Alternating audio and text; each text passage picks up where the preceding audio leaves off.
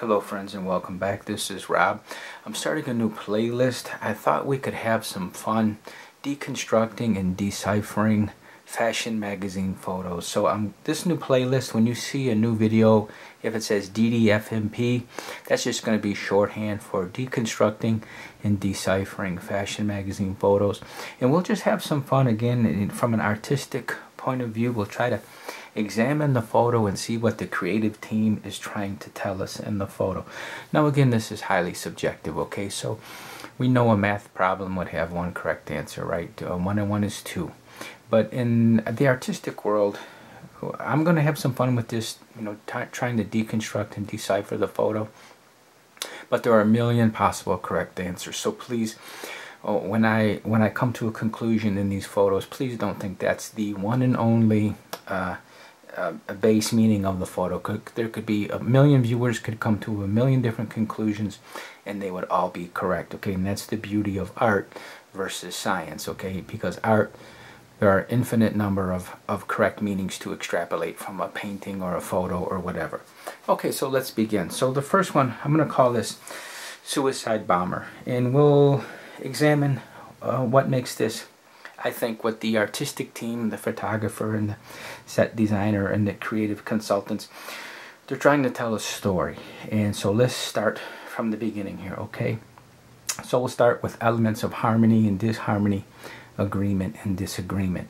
Okay, so there are some things that are deliberately wrong with the photo. So let's start first with white balance. So you can see here the model is being illuminated by a strobe, and the strobe is at about 5500 Kelvin. Okay, and then the surrounding area here, you can tell there's a very yellowish cast, and that is about maybe 4000 Kelvin. Okay, so you have 4000 Kelvin and about 5500 Kelvin, and it's an unbalanced photo. Now again, it's done deliberately because there's no way somebody's shooting for this magazine. And by the way, this is L. This is the back cover of L, March 2016 issue. So there's no way that the professionals would accidentally make such a mistake in the white balance. So we can tell just on its surface it was done deliberately for artistic purposes. Okay, so there's a clash with 5500 Kelvin and about 4000 Kelvin. Okay, the next item is the model not being the rule of thirds, right? So generally what we would do as photographers, we would never center a model in the photo, okay?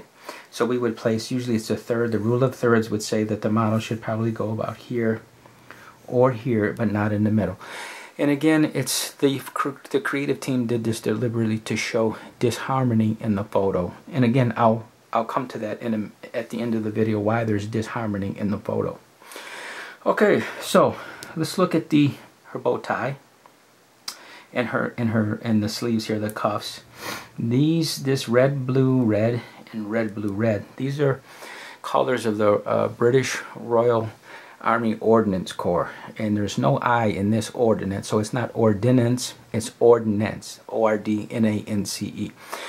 And in the military, ordnance means munition, explosives, or bombs. Okay, that's ordnance. So the creative team here, they chose these colors. I believe this isn't random, this isn't by accident. This is the colors of the Royal Ordnance Corps on purpose to show explosives, munitions, bombs. And again, we'll get to that at the end of the video. Again, we have some a religious aspect to the photo. This is kind of a Spanish bolero. She's wearing a bolero jacket, short-waisted, a little bit loose. Now this is buttoned, and by definition a bolero is usually worn open, but she has this buttoned up. But again, it has kind of the look of a bolero. But it also, if you look, it looks like a religious cassock, right? Like a Roman Catholic priest cassock or robe. Okay, so we have that element. So there's a religious theme to the photo. Okay, and here, now this is controversial again, and I'm asking you to bear with me because again, there are infinite number of meanings in a photograph. But when we get to part of the suicide bombing aspect of this photo is her hand placement. Now you can see that's very deliberate, that's not an accident. Okay, and in suicide bombers, when they had the vest, there would be a cord that would be routed up, down through the sleeve, and here near here. Okay, so that when the bomber is ready to detonate, the bomber would place his or her hand just up the sleeve a little bit and pull the cord, and that's what would detonate the vest. So I believe this is not on accident. This is an indicator that she's ready to pull the cord and detonate her vest. Okay. And then look at the facial, her mood. She's looking down, very introspective with sorrow. Okay, so what comes through more than anything is sorrow and introspection. So it looks like she's been coerced and pressured to go here to do this bombing, and she's not in agreement with it, right? She doesn't want to do it, and her facial expression tells the whole story. She's not fully bought into this. She has deep reservations, but she's doing it because she's told to do it, okay? And again, that's why she's looking down, very sorrowful, very introspective. She knows she's within the last seconds of her life, and her mood is reflecting that, okay? And this is another thing I think is artistic. If you notice, these are flowers in her vest. So it's just as she's saying, again, it's agreeing with her facial expression. She really doesn't want to be doing this. This would indicate the peace, like the peace movement of the 1960s in the United States, the flower movement. So this is a brocade or embroidery of some flowers, which would suggest she's peaceful by nature. And again, she really doesn't want to be doing this, okay? And so when you put it all together, this is what I came up with. So all the different indicators are of she's a suicide bomber. And again, this is in reference to the 7 and 21 July 2005 suicide bombings in London, okay? And again, the buses were involved in that. So this is part of that. Having this in the frame is part of the tribute or homage or reference, basically, to the 7 and 21 July 2005 bombings in London. Now here's the final takeaway, and I think this is the most critical of all, and what the creative people are trying to tell us, okay? If you notice, and this is the most critical aspect of the whole photo, if you look in the windows of the bus, there are no passengers on the bus. It's empty. And if you look here in the terminal, okay, I don't know what this is. It looks like some type of transportation terminal. There's nobody in the frame. There's nobody on the bus, and there's nobody in the frame. So what is that trying to tell us? It's saying that the takeaway is that terrorism really yields no results. So if you think about the bombings in the tube or the underground and on the buses, did anybody really stop taking the tube or the underground or the buses? No, not really. And in the United States after 9/11, did people stop flying? The answer is no, not really.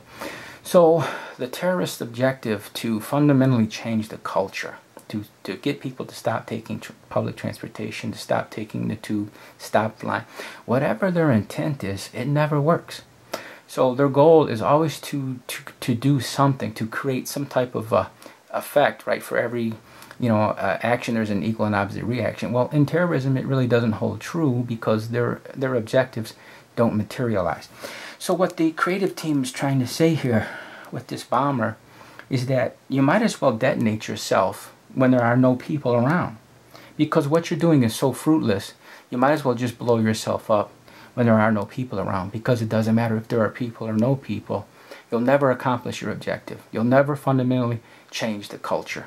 So you might as well just blow yourself up and take nobody with you. And I think that's a very powerful message, is an answer to terrorism, is that no matter what you do, you will never change the culture. It's fruitless. So again, my highest praise to Gucci and to the creative team, the photographer, the lighting people, anybody involved with this project. It's an absolute masterpiece, and my deepest thanks to Gucci for a job well done. Okay, and again, please, in the future, look for DDFMP, and if you're interested in these type of videos where we deconstruct and decipher photographs, that'll be the indicator, DDFMP. And so that's about it. Okay, I hope to see you in the next video. Thank you.